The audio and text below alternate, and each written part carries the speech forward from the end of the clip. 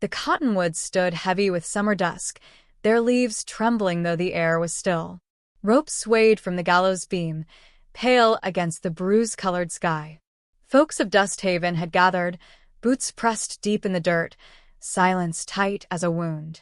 The cicadas shrilled, and somewhere a dog barked once, then hushed, as if the land itself held its breath. Clara Finch stood at the base of the gallows, wrists bound before her.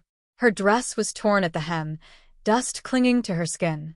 She kept her chin lifted, though her breath came shallow, eyes burning not with tears, but with the sting of shame. Around her, townsfolk muttered like dry grass in the wind. Traitors, someone whispered. Ought to hang for it. Clara felt each word like stones flung at her heart. Beside her, Jonah, her older brother, shifted against his rope, jaw set so hard it seemed carved from granite. He did not look at her. He looked at the crowd with the defiance of a man who knew he was already lost. His lip bore a split from the sheriff's fist. Blood had dried there, dark and bitter, the taste of iron and rage thick on his tongue. Sheriff Amos Riker stood before them, broad hat shadowing his weathered face. His voice, low and gravel-edged, carried in the stillness.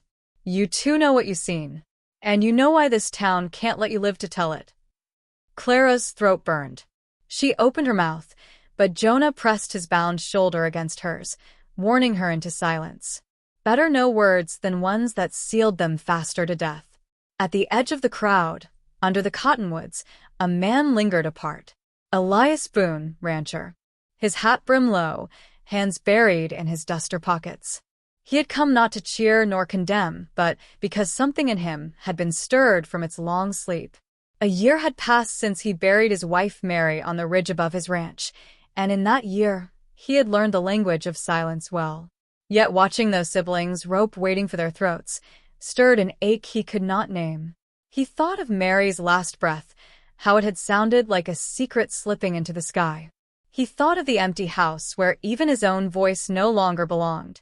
Judge Halbert Crow stood stiff near the gallows, pen scratching across a paper of record as though noting the weather, not the end of 2 young lives. Sentence carried lawful, he declared.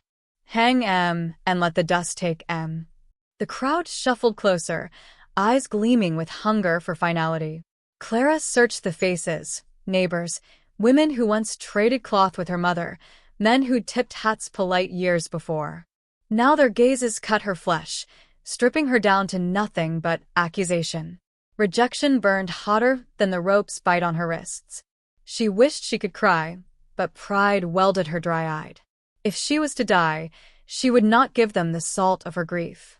The executioner, a gaunt man with a whiskey sheen in his eyes, adjusted the rope. The hemp brushed Clara's cheek like the hand of some cruel angel. The smell of tar and sweat clung to it. Jonah snarled low, jerking once against his captors, but the sheriff's pistol cocked near his temple silenced him. Above them, thunder rumbled. The horizon had blackened sudden with storm. A wind kicked through, scattering skirts, tugging hats. The noose swung wider, as though impatient for flesh. Sheriff Riker lifted his hand. Do it. The trapdoor creaked as the lever was pulled. Time slowed into fragments. Clara felt her body drop. The rope snap taut around her throat, fire ripping through her chest as air vanished. Her eyes widened, searching the crowd. Jonah thrashed beside her, strangled, teeth bared. The sound was a strangled gurgle, 2 young lives being squeezed out beneath cottonwood shade. And then light split the sky. A crack of thunder sent the crowd stumbling back. Rain fell sudden, fierce, slashing across faces and dust. The storm broke wide, lightning clawing the heavens. Through the chaos, a figure moved swift. Elias Boone pushed forward, knife flashing in his hand. He did not shout. He did not rage. He simply cut. First Jonah's rope, then Clara's. The siblings crumpled to the muddy boards, gasping like newborns dragged into the world again. The sheriff spun, pistol raised, but lightning cracked so near the gallows that the horse hitched nearby reared wild, knocking men off their feet. Boone hauled Clara up by her arm, steady though his eyes were shadowed with grief. Jonah coughed blood, stumbling, but Boone seized his collar too, pulling him from the stage. Rain sheeted down, soaking through clothes, blinding eyes. The crowd scattered, their courage washed thin in the storm's fury. Clara, choking, her throat raw with rope burn, looked into Boone's face for the first time. His eyes were not fierce but heavy, as if carrying stones from some river no man could cross. She could not speak, only press a trembling hand to her neck, tears at last cutting through the dust on her cheeks. Boone said nothing. He only tightened his grip and steered them away, into the storm shadow, away from the gallows that still swayed behind. And as they vanished into the rain, the cottonwoods whispered above the abandoned rope. The noose hung empty now, but it swung still, back and forth, like a secret waiting to return. The storm carried them far from Dust Haven. Rain carved gullies into the earth, and by the time Elias Boone's ranch rose faint on the horizon, the siblings were near collapse. Jonah staggered, half-dragged by Boone's sure grip, while Clara pressed her hand to the welt at her throat, breath rasping sharp. Behind them, the prairie lay washed clean, save for the memory of ropes swaying beneath cottonwoods. Boone's ranch stood lonesome against the ridge, a house with gray boards weathered thin, barns crouched low as if bowing to the wind. No lantern burned in the window. No sound but the lowing of cattle beyond the fence and the restless shuffle of a horse in its stall. It was a place half abandoned, as though grief had swallowed it and left only bones.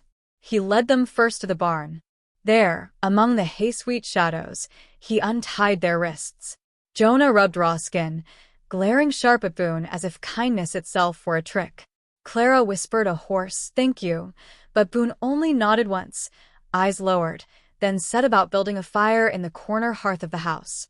Inside, warmth grew slow. Boone moved with quiet purpose, cutting bread, laying tin cups on the table, heating water for wounds. Not once did he ask them to speak of the gallows, or of the secret that had placed the rope around their necks. He gave them the dignity of silence, and in that silence shame pressed harder than questions might have. Clara studied him as she tore bread into small pieces. He was broad-shouldered but stooped, as though carrying a weight no man could put down. His hair was dark but streaked at the temples. When he moved, she caught the glint of a ring still circling his left hand, a widow's ring, untouched by time. She thought of the tenderness it must have once carried, and wondered how such a man, buried in sorrow, had found it in him to cut strangers down from death. Jonah, bitter as ever, broke the hush. "You think shelter will save us? Sheriff will come. Vane's men, too. This place'll burn before long, same as the others." Boone paused at the hearth, poker in hand, his face catching the light. His voice, low and flat, answered, "I seen enough burnin'. If the fire comes, it comes. Till then, you'll eat." Jonah spat into the ash pan, but said no more. Clara touched his sleeve when Boone's back was turned. "He saved us, Jonah," she whispered. But Jonah only shook his head, eyes narrowed like a hound cornered. His love for her had always been fierce, but it was laced with fear. Fear that mercy could be another noose. That night, Clara lay on a cot by the window, throat aching with each swallow. Boone sat nearby, mending the tear in her sleeve with thread thick as horsehair. He did not ask, but she spoke anyway, voice barely above the wind outside. "We saw them," she said. "Vane's riders. Burning the Apache camp by the river. Families still inside." Her voice cracked, guilt searing her words. "We tried to help, but they saw us. Sheriff said if word spread, the town would rise. So, he silenced us instead." Boone's hand paused over the needle. The fire snapped behind him. Slowly, he nodded, as if confirming something long suspected. His gaze drifted to the window, where rain still trickled down the pane. After a long silence, he murmured, "My Mary died for that same land. Vane bled it dry, and the town said nothing." Clara's eyes stung. She reached, almost without thought, and touched the fabric he held. He placed the mended sleeve back into her hands. Between them lay ashes, of homes, of families, of loves too early buried. The days that followed moved quiet, almost tender. Boone showed Jonah how to wind bandages tighter against his bruised ribs. He left food on the table each morning, never waiting for thanks. He led Clara to the well when she was strong enough to walk, lifting the bucket for her though she reached, as though to help. Their hands brushed once, and though neither spoke, something flickered, small as the glow of coals beneath ash, yet alive. Each evening, Boone sat with a small Bible in his lap, though he never read from it. Instead, he turned to the pressed flowers folded between pages, fragile petals yellowed with time. Clara dared ask one night. He answered without looking up. Mary kept them. Wildflowers she'd gather come spring. I keep am not for God, but for memory.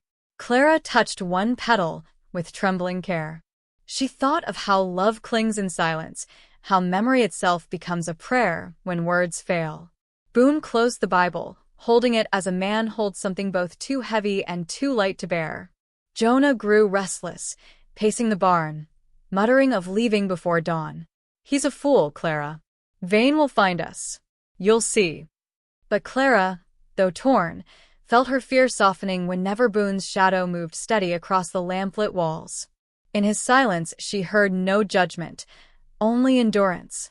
One evening, smoke rose faint along the far ridge. Boone stood at the doorway, shoulders rigid. Riders, he said at last. They're searching. His voice carried no panic, only certainty. The secret they carried, the truth they had seen, it hunted them still. Clara stepped beside him, her throat raw but steady. If we leave, the storm swallows us. If we stay, she faltered, searching his eyes. Boone's gaze met hers, quiet and unwavering. If you stay, he said, the storm follows. Her hand brushed his sleeve, barely a touch, but enough. Then we'll face it together. Behind them, Jonah cursed low, but even he could not shake the sense that something larger than them all had taken root in that house of ashes. And so the three of them stood there, watching the smoke curl against the dying sky, bound not by rope this time, but by choice, by a secret too heavy to bury alone. Dawn came pale and trembling across the prairie, a thin ribbon of light spilling over the ridge. The world smelled of wet grass and wood smoke. Clara rose early, her throat still raw, and found Boone already saddled with his rifle across his lap, watching the horizon as if listening for footsteps carried by the wind. The smoke they had seen the night before was no phantom. Riders were coming, slow at first, then quicker, driven by the hunger of men who sought to silence truth before it broke open the sky. Jonah cursed when he saw them in the distance. I told you, Clara. He's brought death to us. We should have run. Boone did not answer. He stood tall in the dooryard, his face carved in the early light, like stone weathered by storms. The cattle lowed uneasy behind the fence, sensing the tremor of hooves. Clara stepped near him, brushing her sleeve against his arm.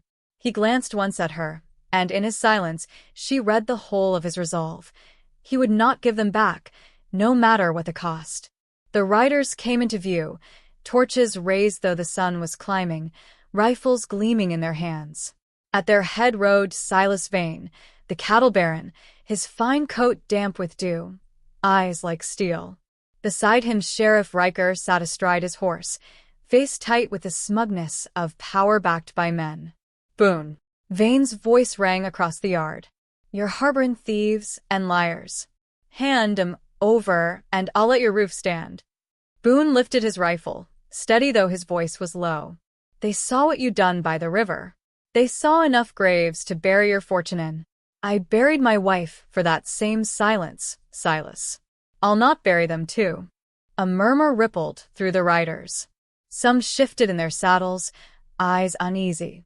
Boone's words struck like a stone on still water, breaking something long kept down. Riker barked, That's enough talk. Bring the girl out. We'll finish this proper. But Boone did not move. Neither did Clara. She felt the tremor of fear running through her body, yet her feet rooted to the earth. For once, she would not be pushed toward the gallows. Jonah stood beside her, jaw clenched, and for the first time his bitterness bent into something like courage. The air held its breath. Then, as sudden as a gun's crack, the yard erupted. Shots rang out, smoke curling sharp through the dawn. The cattle bawled wild, hooves thundered against the earth. Boone fired first, his bullet striking the dirt at Vane's horse's hooves, sending the beast rearing. Jonah, though wounded still, seized a rifle from the porch and returned fire. Clara, trembling, gripped a pistol Boone had pressed into her hand. Her heart pounded, but she thought of the Apache camp, the flames devouring families, the rope choking her throat. She aimed, and with shaking hands, she fired into the air, one sharp crack that split the field and froze the men. Her voice carried after, raw and fierce. "You burned them. You murdered women and children by the river, and you'd hang us for seeing." The riders faltered. Men glanced at one another, shame stirring like an old ghost. The truth, spoken aloud beneath heaven's wide witness, could not be silenced with rope or fire. Vane snarled, urging his horse forward, but Boone's rifle cracked again. The bullet tore through Vane's shoulder, spinning him from his saddle. He fell hard into the dust, clutching the wound, face twisted in fury and fear. Boone stepped forward, rifle still trained, but he did not finish the man. He let silence carry the weight instead, heavier than vengeance. Riker's courage broke. He wheeled his horse and fled, leaving dust and curses in his wake. Without the sheriff's shadow, the other riders lowered their guns one by one, their torches sputtering out in the dawn. Some dismounted to lift Vane, though none met Boone's eyes. They rode away slower than they had come, like men burdened by the truth they could no longer deny. When the smoke cleared, the yard lay quiet but for the ragged breath of the three who stood together. Jonah leaned against the porch rail, blood seeping from a graze at his arm, but his eyes found Boone's, and something broke open there. He reached out, clasped Boone's hand firm. "Brother," he said hoarsely, the word rough but true. Clara set the pistol down on the step. Her hands trembled still, yet she felt a steadiness growing deeper than fear. She moved to Boone, and as he sat weary on the porch, she knelt to bind his grazed shoulder with a strip torn from her dress. Her hands lingered, not as nurse to patient, but as one survivor to another, binding more than wounds. They did not speak. They did not need to. The silence between them was no longer the silence of shame, nor the silence of grief, but the silence of something beginning, frail as a sprout breaking through ash, yet alive. The sun lifted higher, spilling gold across the ranch. The cottonwoods swayed in the breeze, no ropes hanging now, only branches whispering like prayer. Final reflection, narrator's voice to the reader. They say the West is a place where the earth swallows secrets whole, burying them beneath dust and stone. But I tell you this, sometimes a man will stand when silence has grown too heavy, and sometimes a woman will breathe when breath itself was near stolen. And in that meeting, where truth stands tall, the world tilts, just enough to let light through. Remember it, friend. The noose can take your breath, but only kindness, stubborn, unspoken, quiet as a hand laid over another, can give it back.